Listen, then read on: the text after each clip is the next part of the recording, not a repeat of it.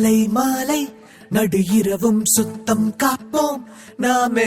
சாலை வீடு பொது இடமும் அழகாய் வைப்போமே. எனது குப்பை எனது பொறுப்பு என உறுதி எடுப்போமே. நாளை இளைய தலைமுறையை நாம் இன்றே காப்போமே. எனது குப்பை எனது பொறுப்பு என உறுதி எடுப்போமே.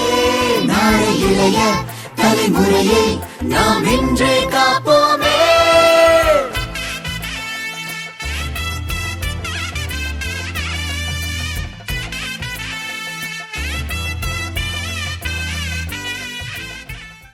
வணக்கம். நாங்க ராணிப்பேட்டை மாவட்டம் மேலக்குளம் ஊராட்சியில இருந்து பேசுறோம். என்னோட பேரு பால சரஸ்வதி. இந்த தெரு பேர் நடுத்தெரு. தினமும் இந்த தூய்மை காவலர் பணியாளர்கள் எல்லாரும் 6 to 7 காலையில வந்துருவாங்க.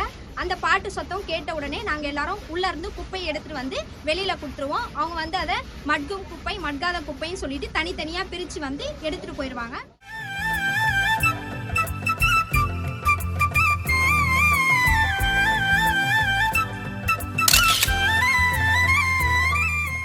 எங்க வீட்டுல மீதி இருக்கிற காய்கறி வேஸ்ட் எல்லாம் இங்க ஒரு பள்ளம் போட்டு அதை மக்கரை வச்சு மக்கும் குப்பையாக்கி எங்க பூச்செடிங்களுக்காக உரமா பயன்படுத்துறோங்க.